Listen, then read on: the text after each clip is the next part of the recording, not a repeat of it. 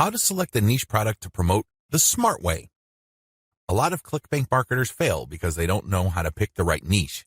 They end up putting in a lot of time, effort, and energy only to lose interest, market to non-existing demand, and otherwise commit a range of rookie mistakes.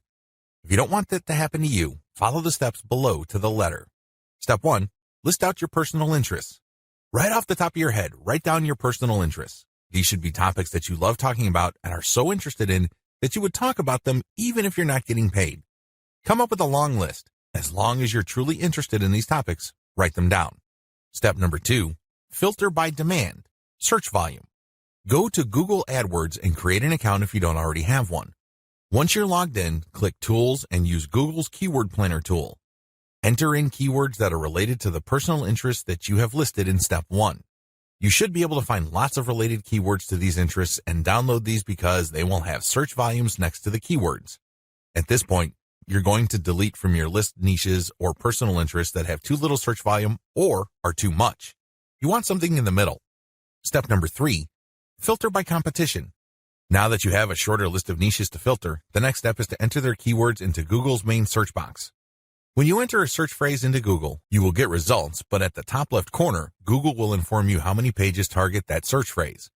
Take note of this number and write them down next to each niche keyword. Once you have entered all your relevant niche keywords into Google, eliminate from your list niches that are too competitive. These are niches that have too many pages targeting them. I'll leave this up to you. It all boils down to your comfort level. Some people are comfortable with a tremendous amount of competition. Other people would like something more manageable. I'll leave this up to you so you call the threshold level. Maybe you can deal with 1 million pages. Perhaps you are more ready at ease with 300,000 or less pages. Whatever the case may be, apply it uniformly across all the niches you have left on your list. Step number 4, enter your keywords into Clickbank Marketplace and pick by relevance. Now that you have a fairly short list of niches, pick the top 3 niches that you're most interested in. Enter their keywords in the Clickbank's Marketplace and select products based on relevance. Usually, you should be able to find a product, but sometimes your niche may not show up. There might not be a product that's directly related to your niche. There might be something that's closely or somewhat related. Whatever the case may be, pick out as many products from the Clickbank Marketplace that are related to your niche. Step number 5, promote all products at first. In the beginning, you should promote all the products you are able to retrieve using the niche selection process above. Your strategy is pretty straightforward at this point. Promote all the products at your site first and pick the top 3 winners. These are the products that convert the most. Focus on conversions. Don't focus on how much traffic they get. Traffic is worthless unless it converts. Always remember that. Pick the top 3 winners in terms of conversions and stick to those. Note, gravity is not really all that helpful because of different circumstances. I've already mentioned earlier on in this training why you shouldn't just select products based on gravity. Instead, get as many products that are directly related to your niche as possible and promote all those products. You're going to then filter them based on how successful they are. How to get your niche target keywords.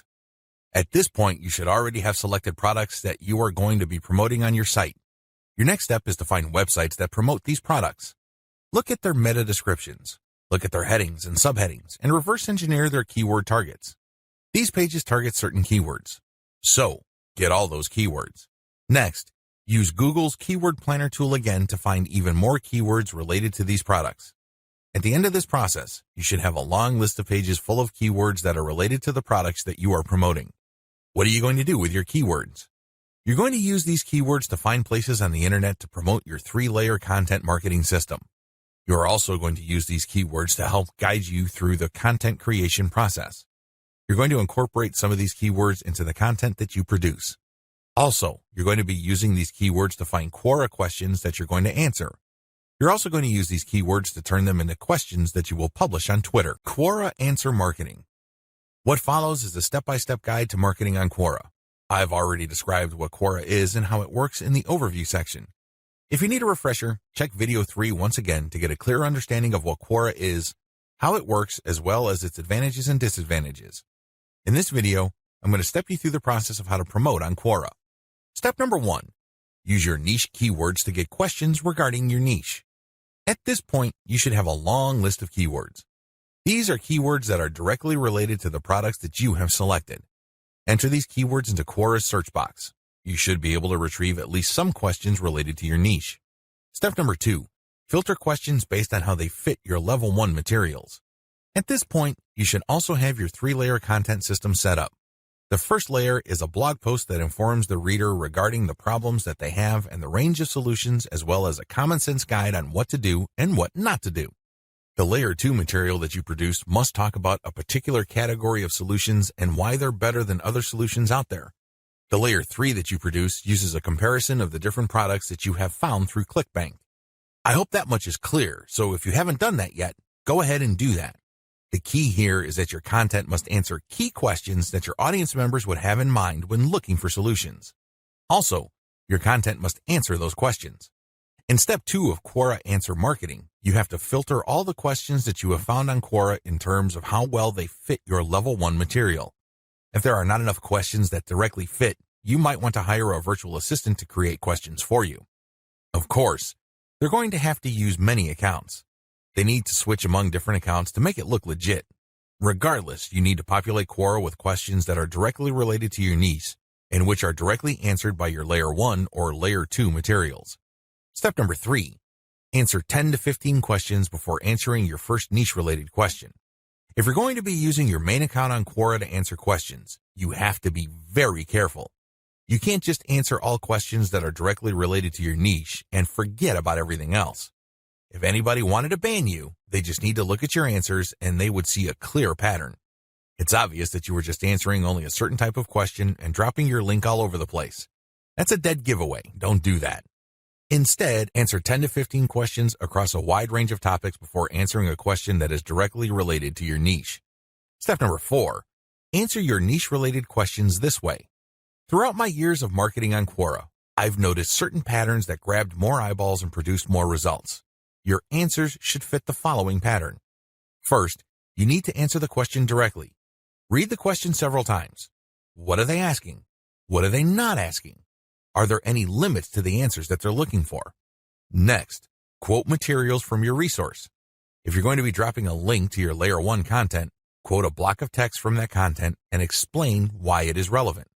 In other words, you have a specific answer to the question and then you quote from your source, which is your layer 1 content, and then there has to be a paragraph explaining why that content is relevant or makes sense in this context. After you've done that, you include a link to your layer 1 or layer 2 content and claim that this is your source. If you do this right, you're not going to get banned. Also, if you do this right, people who read your answer are more likely to click through. Step number 5, answer 10 to 15 questions before answering your next niche-related question. This is a big deal. You can't just answer only questions related to your niche. You're going to be too obvious when you do that. I suggest that you answer 10 to 15 other unrelated questions in a wide range of unrelated niches. When you answer these questions, drop links randomly. This is curated content that answers their questions and are extremely helpful. These links are not related to your niche. When you do this, you build authority. You begin to look like a legitimate and bona fide member of the Quora community. Step number 6, drop your target link 15% of the time and do not copy and paste. It's really important to establish a healthy ratio of linked posts on Quora. As I keep repeating, when administrators check your account, they must not see a clear pattern. You must throw them off. Your account must look legit. Your account must look like the account of somebody who truly likes helping people by answering their questions. How do you do this? Only 15% of your total posts link to your own pages. The rest link to other third-party content or do not have links at all. Also, none of your posts are simple copies and pastes of each other. You're not just using some template over and over again. If you are able to do this and you are able to maintain a 15% ratio, you probably will not get banned for spamming. I can't guarantee anything, but the chances of you getting banned are going to be lower than people who just drop a link every time they post.